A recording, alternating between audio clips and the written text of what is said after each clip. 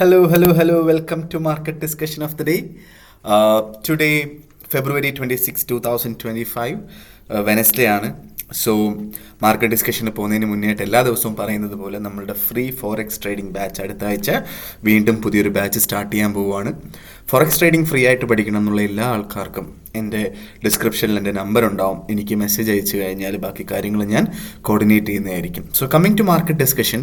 So ഇന്നത്തെ ദിവസം നമുക്ക് കലണ്ടർ ബേസ് ചെയ്തിട്ട് ഫണ്ടമെൻ്റൽസ് ഒന്നും തന്നെ പറയാനായിട്ടില്ല. ഓക്കെ, സോ ഇന്നലത്തെ ദിവസം നമുക്ക് ആക്ച്വലി CCIയുടെ ന്യൂസ് ഉണ്ടായിരുന്നു. ഇന്നലെ കൺസ്യൂമർ കോൺഫിഡൻസ് ഇൻഡെക്സ് ഇന്നലത്തെ ദിവസം ഉണ്ടായിരുന്നു അല്ലേ, CB കൺസ്യൂമർ കോൺഫിഡൻസ് ഇൻഡെക്സ്. അപ്പോൾ അതിനകത്ത് വലിയൊരു ഡിഫറൻസ് ആണ്. ഫോർകാസ്റ്റും ആക്ച്വലുമായിട്ട് വലിയ വ്യത്യാസം ഉണ്ടായില്ലെങ്കിലും പ്രീവിയസും ആക്ച്വലും തമ്മിൽ നല്ലൊരു വ്യത്യാസം ഉണ്ടായി എന്നുള്ളതാണ് സത്യം. ഓക്കെ, സാർ അതിലിരുന്നിട്ട് ഭയങ്കരമായൊരു ഒരു ഒരു ചാഞ്ചാട്ടം മാർക്കറ്റിലുണ്ടായി. ഇപ്പം എക്സ്പെഷ്യലി ഗോൾഡിലൊക്കെ ഭയങ്കരമായൊരു ഒരു ഗോൾഡിലൊക്കെ ഒരൊറ്റ ക്യാൻഡിൽ ഒറ്റയടിക്ക് താഴെ 2933 നിന്ന് ഒറ്റയടിക്ക് 2891 താഴെയായിട്ട് മാർക്കറ്റ് പോകുന്നതൊക്കെ നമുക്ക് കാണാൻ പറ്റും അല്ലേ. സോ അതുകൊണ്ട് ഇന്നലത്തെ മാർക്കറ്റ് ഡിസ്കഷനിൽ നമ്മൾ എടുത്തു പറഞ്ഞൊരു കാര്യം എന്താ വെച്ചാൽ മാർക്കറ്റിൽ നിന്ന് മാറി നിൽക്കുക. ആ ഒരു ടൈമിൽ ഉച്ചയ്ക്ക് 3 മണിക്ക് UK ടൈമിങ്, അതായത് ഇന്ത്യൻ ടൈമിങ് 8:30 മണിക്ക് മാർക്കറ്റിൽ നിന്ന് മാറി നിൽക്കാൻ പറഞ്ഞിട്ടുണ്ടായിരുന്നു. മിക്കവാറും നമ്മളുടെ എല്ലാവരുടെയും സ്റ്റോപ്പ് ലോസ് ഒക്കെ അടിച്ച് പോകുമെന്ന് പറഞ്ഞിട്ടുണ്ടായിരുന്നു അല്ലേ. സോ അത് മാറി നിന്ന ആൾക്കാരെ സംബന്ധിച്ചിടത്തോളം അത് വളരെ നല്ല കാര്യം. പക്ഷേ മാറി നിൽക്കാത്തുള്ള ആൾക്കാരുടെ എല്ലാവരുടെയും സ്റ്റോപ്പ് ലോസ് അടിച്ച് പോയിട്ടുണ്ട് എന്നുള്ളത് എനിക്ക് മനസ്സിലാവും.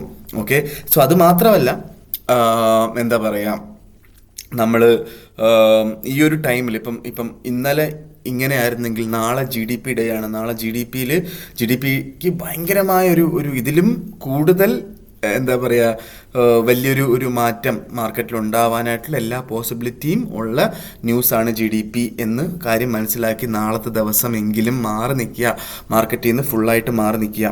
ഇതാണ് എനിക്ക് ഫസ്റ്റിലെ എനിക്ക് വീണ്ടും ഓർമ്മിച്ച് തരാനായിട്ടുള്ളത്. കാരണം അത് കഴിഞ്ഞാൽ നമുക്ക് നല്ല അവസരങ്ങൾ മാർക്കറ്റ് തന്നെ തരും. അപ്പം എന്തിനാണ് നമ്മൾ ഈ ന്യൂസിൻ്റെ സമയത്ത് ട്രേഡ് ചെയ്ത് വെറുതെ നമ്മളുടെ കയ്യിലുള്ള പൈസ കളയുന്നത് അല്ലേ.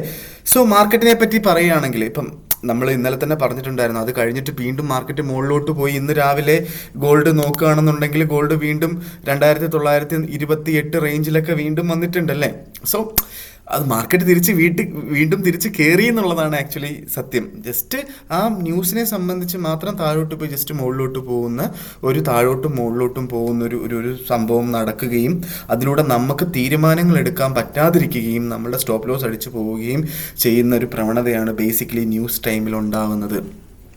ഓക്കെ, സോ കമ്മിങ് ടു നമ്മളുടെ ടെക്നിക്കൽ സൈഡിലോട്ടൊക്കെ നമ്മൾ പോവുകയാണെങ്കിൽ ടെക്നിക്കൽ സൈഡിന് മുന്നേ ആയിട്ട് പൊളിറ്റിക്കലായിട്ടുള്ള കുറച്ച് കാര്യങ്ങളും കൂടെ എനിക്ക് നിങ്ങളടുത്ത് പറഞ്ഞാൽ കൊള്ളാമെന്നുണ്ട്. ഫസ്റ്റ് ഓഫ് ഓൾ, നമ്മളിപ്പം ഈ ഒരു സാഹചര്യത്തിൽ നമ്മൾ റേഞ്ച് ബേസ്ഡ് മാർക്കറ്റാണ് അല്ലേ.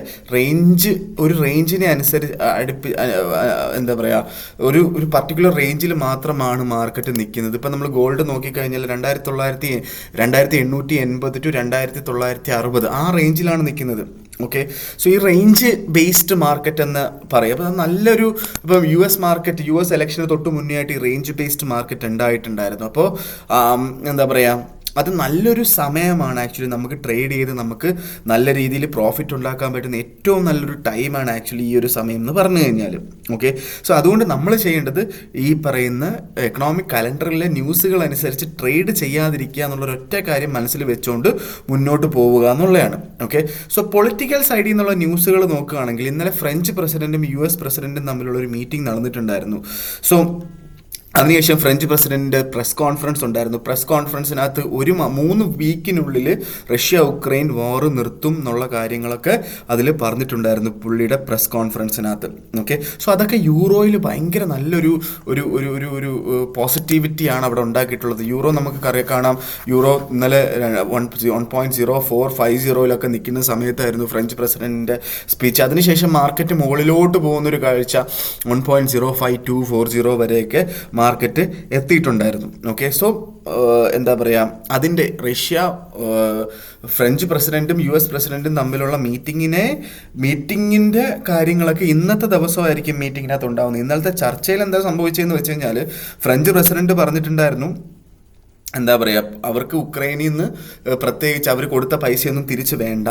പക്ഷേ US പ്രസിഡന്റ് പറയുന്നത് എന്താ വെച്ചാൽ, ഓൾറെഡി നിങ്ങളത് തിരിച്ച് എങ്ങനെ പിടിക്കാമെന്ന് ഓൾറെഡി മനസ്സിലാക്കി വെച്ചിട്ടാണ് നിങ്ങൾ പൈസ കൊടുത്തത് എന്നൊക്കെയുള്ള തർക്കങ്ങളും കാര്യങ്ങളൊക്കെ ഉണ്ടായിട്ടുണ്ടായിരുന്നു. ഓക്കെ, സോ അതേപോലെ US പ്രസിഡന്റ് റഷ്യയെ സന്ദർശിക്കാൻ പോവുകയാണ്. അതിൻ്റെ മീനിങ് എന്താ വെച്ചാൽ, റഷ്യ ഉക്രൈൻ വാർ അവസാനിക്കാൻ പോവുകയാണ് എന്നുള്ളൊരു ക്ലൂവും കൂടെ അതിനകത്ത് തരുന്നുണ്ട്. ഉറപ്പായിട്ടും 1 മാസത്തിനുള്ളിൽ തന്നെ അത് അവസാനിക്കും എന്നുള്ളതാണ്. ഓക്കെ, സോ ബേസിക്കലി വാറുകളെല്ലാം അവസാനിക്കുകയാണ്. പക്ഷേ ഫിനാൻഷ്യൽ മേഖലയിലുള്ളൊരു വാർ തുടങ്ങാൻ പോകുന്നതേ ഉള്ളൂ.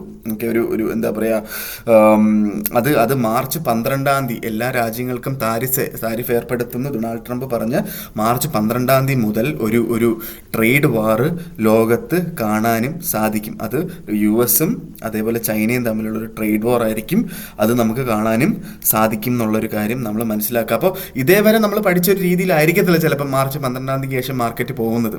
ഓക്കെ, സോ ഇതെല്ലാം നമ്മൾ മനസ്സിൽ വെച്ചിട്ട് വേണം നമ്മൾ മാർക്കറ്റിലെ സമീപിക്കാനായിട്ട് മാർച്ച് 12 ശേഷം.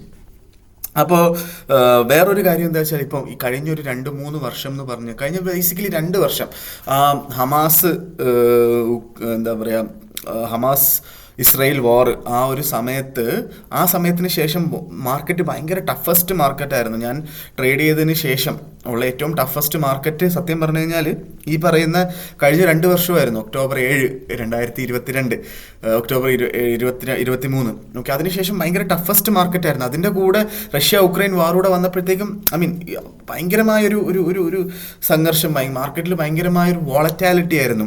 ഓക്കെ, സോ അതൊക്കെ മാറാൻ പോവുകയാണ്. നല്ലൊരു സാഹചര്യം ഉണ്ടാവാൻ പോവുകയാണ് മാർക്കറ്റിൽ എന്നുള്ളൊരു ഭയങ്കര നല്ല കാര്യമാണ് നമ്മളുടെ മാർക്കറ്റിനെ സംബന്ധിച്ച് നോക്കിക്കഴിഞ്ഞാൽ.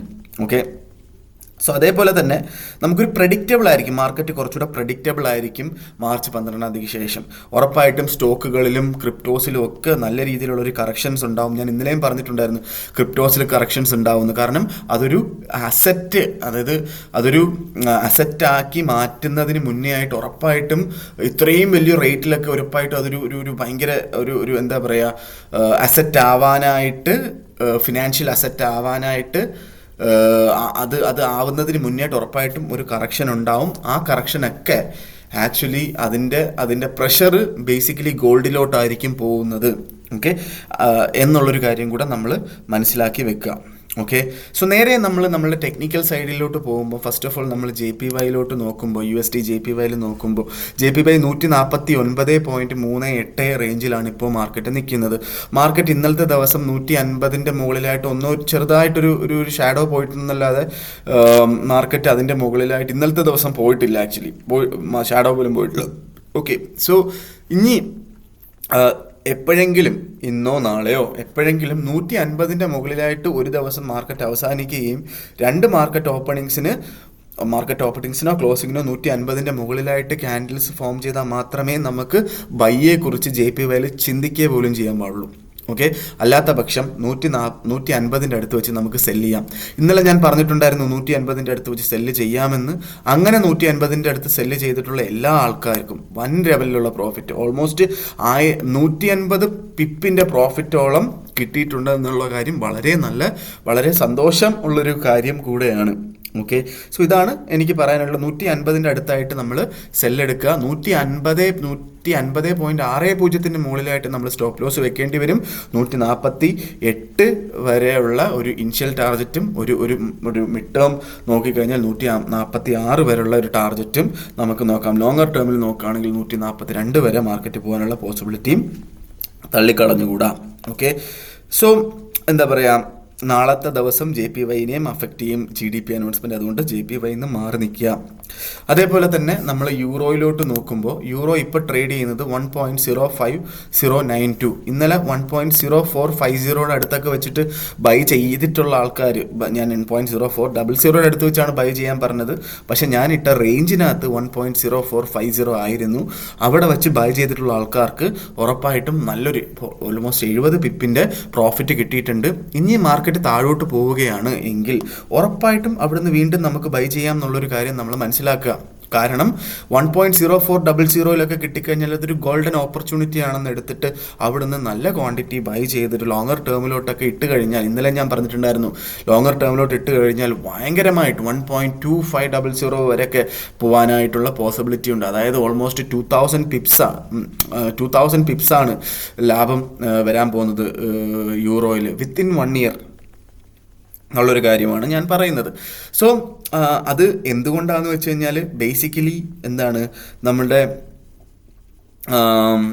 എന്താ പറയുക, നമ്മുടെ റഷ്യ ഉക്രൈൻ വാർ അവസാനിച്ച് കഴിഞ്ഞാൽ എന്തൊക്കെ സംഭവിക്കും, യൂറോയ്ക്ക് ഒരുപാട് നല്ല ഒരു ഓപ്പർച്യൂണിറ്റീസ് ഉണ്ടാവാനായിട്ടുള്ള എല്ലാ പോസിബിലിറ്റിയും സത്യം പറഞ്ഞു കഴിഞ്ഞാൽ ഈ വാർ കഴിയുന്നതിലൂടെ ഉണ്ടാവും എന്നുള്ളൊരു കാര്യം നമ്മൾ മനസ്സിലാക്കി വെക്കുക. ഓക്കെ, സോ നേരെ നമ്മൾ ഇതിലോട്ട് പോകുമ്പോൾ നമ്മുടെ GBPയിലോട്ട് നമ്മൾ പോവുകയാണെന്നുണ്ടെങ്കിൽ, അത് മാത്രമല്ല യൂറോയിലെ കാര്യം ഒന്നുകൂടെ ഞാൻ പറഞ്ഞു കഴിഞ്ഞാൽ, യൂറോയിൽ നമ്മൾ ഇവിടുത്തെ കറണ്ട്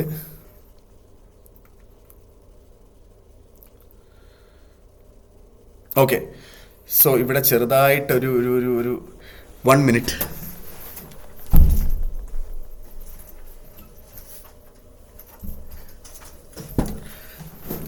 സോ ഇവിടെ എന്താ പറയുക, കറണ്ട് പോയതല്ല, ആക്ച്വലി ഇവിടെ അനക്കമില്ലാത്ത സമയത്ത് ലൈറ്റ് പോകും. ഓക്കെ, അങ്ങനെ ലൈറ്റ് പോയതാണ്.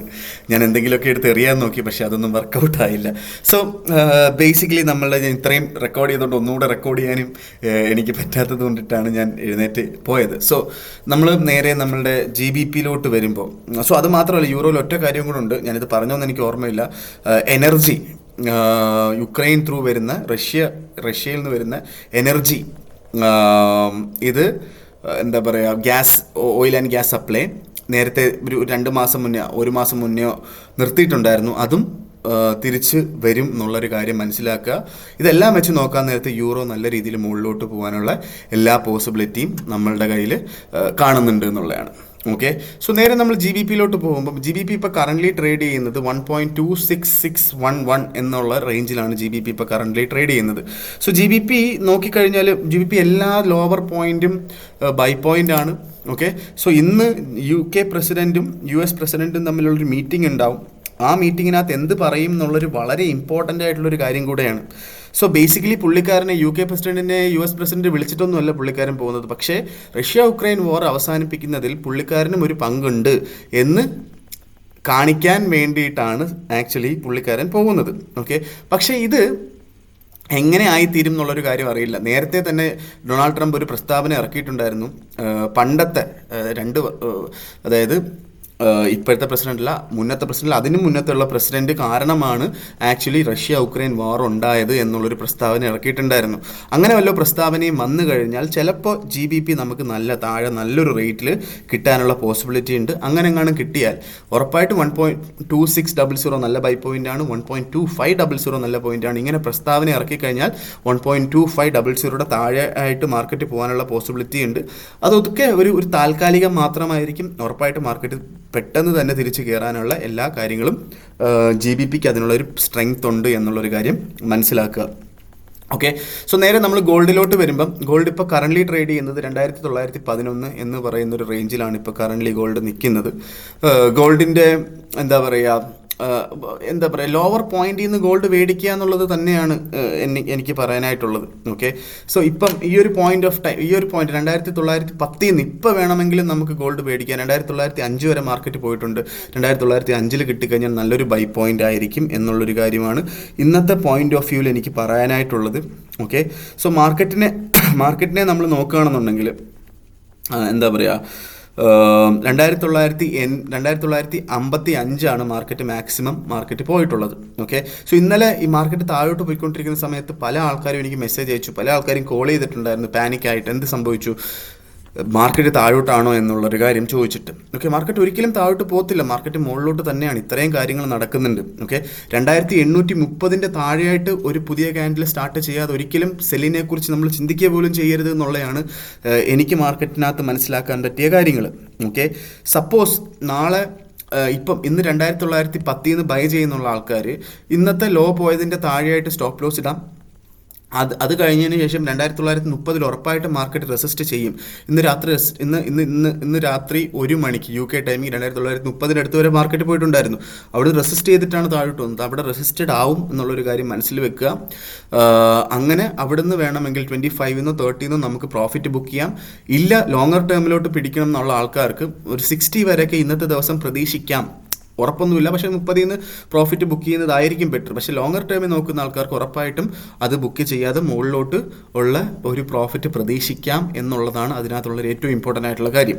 ഓക്കെ, സോ അങ്ങനെ നമ്മൾ മുകളിലോട്ട് പോകുമ്പോൾ 2900 നാളെ GDPക്ക് ശേഷം 2980-ന് മുകളിലായിട്ടാണ് മാർക്കറ്റ് നാളെ അവസാനിക്കുന്നതെങ്കിൽ മറ്റന്നാൾ അല്ലെങ്കിൽ ഫ്രൈഡേ 2980-ൻ്റെ മുകളിൽ തന്നെ ആണെങ്കിൽ നമ്മൾ 3000 വരെ പോകാനുള്ള വെയിറ്റ് ചെയ്യേണ്ട ആവശ്യമില്ല.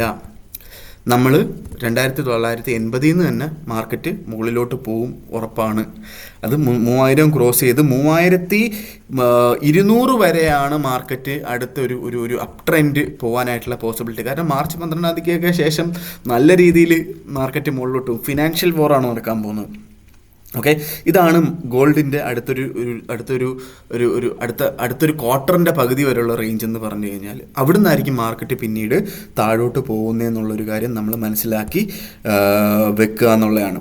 ഓക്കെ, സോ ഇതാണ് എനിക്ക് സത്യം പറഞ്ഞു കഴിഞ്ഞാൽ ഗോൾഡിനകത്ത് ബേസിക്കായിട്ട് പറയാനായിട്ടുള്ള കാര്യങ്ങൾ. നമുക്ക് ഒരുപാട് നല്ല ഓപ്പർച്യൂണിറ്റി നമുക്ക് മാർക്കറ്റ് തരാനായിട്ടുള്ളൊരു സമയമാണ്. നമ്മൾ ഒരു കാരണവശാലും GDP ഡേ നാളെ GDP ഡേ ആയിട്ട് നമ്മൾ ട്രേഡ് ചെയ്യാതിരിക്കുക. കാരണം നാളത്തെ GDP ഡേ കഴിയുമ്പോഴായിരിക്കും വേറൊരു റേഞ്ച്, ഇപ്പോൾ ഈ ഒരു റേഞ്ച് മാറി വേറൊരു റേഞ്ചിലോട്ട് മാർക്കറ്റ് പോകാനുള്ള പോസിബിലിറ്റിയും കൂടെ ഉള്ളൊരു ന്യൂസാണ് നാളെ വരാൻ പോകുന്നതെന്ന് മനസ്സിൽ വിചാരിച്ച് ഇന്നത്തെ ദിവസം ട്രേഡ് എടുക്കുമ്പോൾ മാന്യമായിട്ട് ട്രേഡ് എടുക്കുക. ഓക്കെ, നാളെ ഒരു കാരണവശാലും സ്റ്റക്ക് ആവാതിരിക്കുക ഒരു ട്രേഡിനകത്ത് നിന്ന് വീണ്ടും ഓർമ്മിപ്പിച്ചുകൊണ്ട് ഞാൻ ഇന്നത്തെ ദിവസത്തെ മാർക്കറ്റ് ഡിസ്കഷൻ കൺക്ലൂഡ് ചെയ്യാണ്. മാർക്കറ്റ് ഡിസ്കഷനായിട്ട് നാളെ കാണുന്നത് വരെ ഗുഡ് ബൈ.